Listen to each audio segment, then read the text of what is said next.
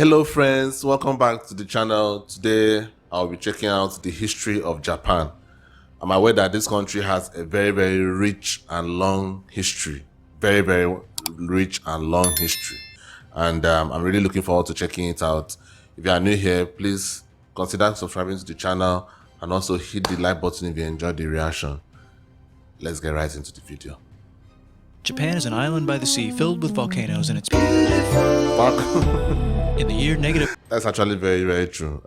Japan has a lot of volcanoes. Lots of it. And for some reason, locations with volcanoes are actually always very beautiful, which is just the irony of nature or God, anyone that you believe in. A billion, Japan might not have been here.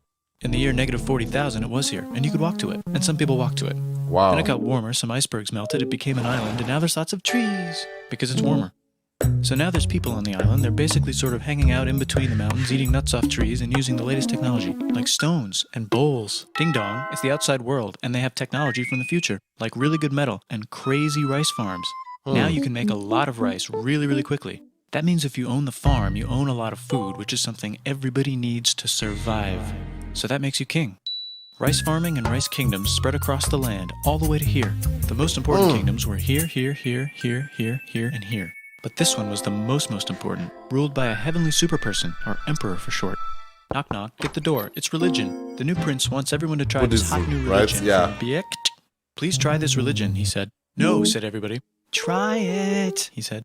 No, said everybody again, quieter this time. And so the religion was put into place, and all the rules that came with it. Then the government was taken over by another clique, and they made some reforms, like making the government govern more, and making the government more like China's government, which is a government that governs more. Hi, China, they said. Hi, dipshit, said China. Can you call us something else other than dipshit, said Japan. Like what, said China. How about Sunrise Land, said Japan. And they stole China's alphabet and wrote a book about themselves. And then they made lots of poetry and art and another book about themselves. Then they stopped moving the capital every time the emperor died and kept it in one place for a while, right here. And they conquered the north finally. Get that squared away. A rich hipster named Kukai is bored with modern Buddhism, visits China, and learns a better version, which is more spiritual. Comes back, reinvents the alphabet, and causes art and literature to be great for a long time. And the royal palace turned into such a dream world of art that they really didn't give a shit about running the country. So if you live outside the palace, how are you supposed to protect your shit from criminals? Hire a samurai. Everyone started hiring samurai. Rich and poor people hired samurai. Is that the origin of the samurais? Wow. I thought it was just like some kind of gang or something, like maybe a particular gang like the Yakuza. What do they call them? Is it the Yakuza, right? Then that's that gang in Japan. I don't know whether they still exist now, the Yakuzas. I thought samurais were just like that, like in terms of like they were just a bit the ancient kind of version of the Yakuzas. I didn't know that it was like some kind of like a security kind of like citizens were like hiring vigilantes. I had no idea. Wow, that is interesting. Right. Poor people who could not afford to hire samurai did not hire samurai. The samurai became organized and powerful, more powerful than the government. So they made their own military government. Here, they let the emperor still be emperor, but the shogun is actually in control. Breaking news, the Mongols have invaded China. We've invaded China, said the Mongols. Please respect us, or else we might invade you as well. Yeah, I'm aware. They were, I think they almost invaded Japan as well, but I think the waves, ocean waves stopped them, right? Okay, said Japan. So the Mongols came over, ready for war, and died in a tornado. But they tried again, and had a nice time fighting with the Japanese, but then died in a tornado. Wow. Then the emperor overthrows the shogunate. Then the shogunate overthrows him back and moves to Kyoto. I guess all those natural disasters that Japan has came in handy, you know? They all came in handy. The tornadoes, the volcanoes, and all the stuff that they have. In this particular instance, the tornadoes came in handy, which is nice. Makes a new shogunate, and the emperor can still dress like an emperor if he wants, that's fine. Now there's more art, like painting with less colors, collaborative poetry, plays, monkey fun, tea parties, gardening, architecture, flowers. It's time for who's going to be the next shogun. Usually it's the shogun's kid, but the shogun doesn't have a kid, so he tries to get his brother to quit being a monk and be the next shogun. He says okay, but then the shogun has a kid. So now who's it gonna be? Vote now on your phones. And everyone voted so hard that the palace caught on fire and burned down.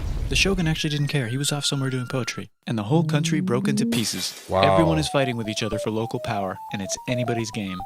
Knock knock, it's Europe. No, they're not here to take over. They just want to sell some shit, like clocks, and guns, and Jesus. So that's cool, but everyone's still fighting each other for control, now with guns. And wouldn't it be nice to control the capital, which right now is puppets, with no one controlling them? This clan is ready to make a run for it, but first they have to trample this smaller clan, which is in the way. Surprise, the smaller clan wins, and the leader of that clan steals the idea of invading the capital and invades the capital, and it goes very well. He's about halfway through conquering Japan when someone who works for him kills him, and then someone else who works for him kills them. And that guy finishes conquering Japan.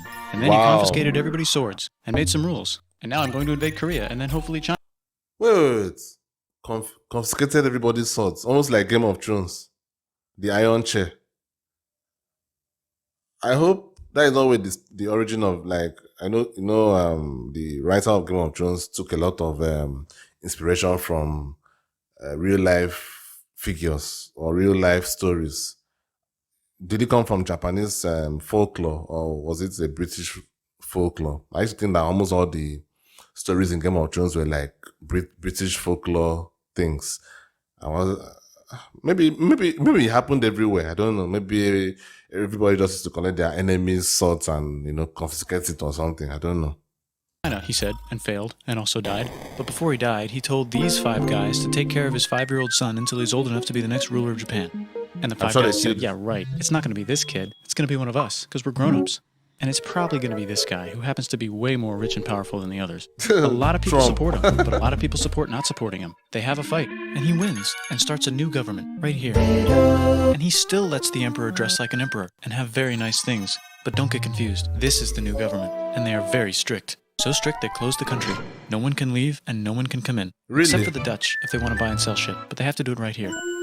Now that the entire country was not at war with itself, the population increased a lot. Business increased, schools were built, roads were built, everyone learned to read, books were published, there was poetry, plays, sexy times, puppet shows, and Dutch studies. People started to study European science from books they bought from the Dutch. We're talking geography, skeletons, physics, chemistry, astronomy, and maybe even electricity. Over time, the economic and cultural prosperity began to gradually slow down. Knock knock. It's the United States, with huge boats, with guns, gunboats. Open the country. Stop having it be closed, said the United States. There was really nothing they could do, so they signed a contract that lets the United States, Britain, and Russia visit Japan anytime they want. Choshu and Satsuma hated this. That sucks, they said. This sucks. And with almost very little outside help, they overthrew the shogunate and somehow made the emperor again and moved him to Edo, which they renamed Eastern Capital. They made a new government, which was a lot more Western. They made a new constitution that was pretty Western, and a military that was pretty Western. And do you know what else is Western? That's right, it's conquering stuff. So what can we conquer? Korea. They conquer Korea, taking it from its previous owner, China, and then go a little bit further. This is a very interesting part of this story. We'll come back full circle to the whole Pearl Harbor stuff. But from this history, it seems like the US were the first people to go and disturb them. I mean, that's what it's showing here. Like, they were just minding their business, and the US were the first to, and Britain and France, that went to go and look for trouble. I wouldn't say look for trouble, but they came to come and, they came and disturbed them. Let me just put it like that.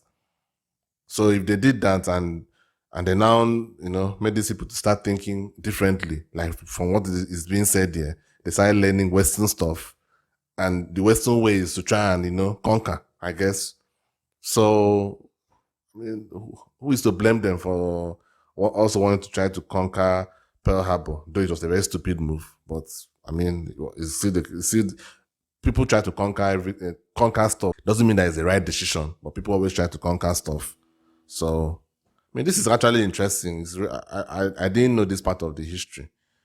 This just seems like Japan were just on their own, and Western forces just came and started, teaching them things that they shouldn't have known, I guess.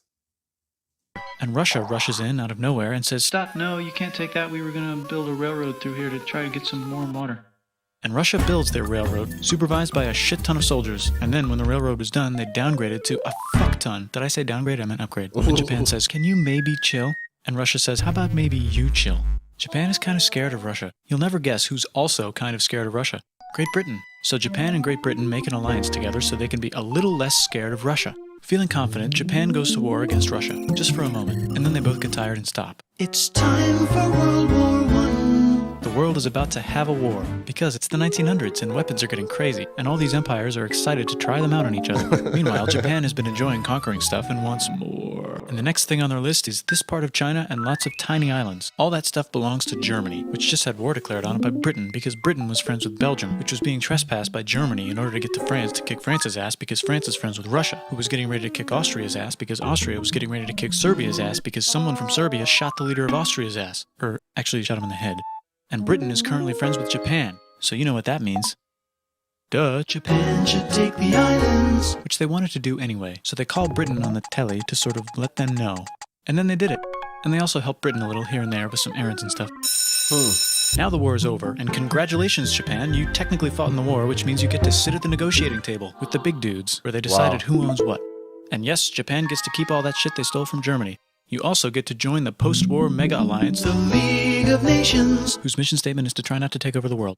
The Great Depression is bad, and Japan's economy is now crappy, but the military is doing just fine, and it invades Manchuria. In the League of Nations, it's like, no, don't do that. If you're in the League of Nations, you're not supposed to take over the world. And Japan said, how about I do anyway? And Japan invaded more and more and more and more of China, and was planning to invade the entire East. You've got mail. It's from Germany, the new leader of Germany. He has a cool mustache, and he's trying to take over the world and needs friends. This also got forwarded to Italy. They all decided to be friends because they had so much in common. It's time for World War II. Germany is invading the neighbors. Then they invade the neighbors' neighbors. Then the neighbors' neighbors' neighbors, who happened to be Britain, said, holy shit. And the United States started helping Britain because they are good friends, and started not helping Japan because they're friends and our friends are not friends. Plus they're planning on invading the entire ocean. The United States is also working on a large, very huge bomb, bigger than any other bomb, ever, just in case.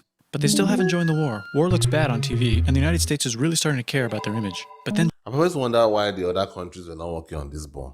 Like, I get to the US, maybe they were rich. At that point, I'm not sure the US were as rich as they are right now, or even close. So why were they the only ones that were working on this bomb? Like, it's not like other countries didn't have smart people. Like, I think Einstein was one of the guys that created some of these formulas that was used to create the atomic bomb, and it came from Germany. So I'm not really surprised that some other countries didn't start working on this thing as well. They were just sitting down there waiting for just look. I guess they were too busy. Yeah, okay. Thinking about it now, the US were not fighting, so they had a lot of time to sit down and think of things to do. The European countries were fighting, so they didn't really have time to think. Okay. They were too busy for it. Okay, I guess. Japan spits on them in Hawaii and challenges them to war. And they say yes. And then Germany, as a symbol of friendship, declares war on the United States also. So the United States goes to war in Europe. And they help the gang chase Germany back into Germany. And they also start chasing Japan back into Japan. And they haven't used the bomb yet and are curious to see if it works. So they drop it on Japan. They actually got two.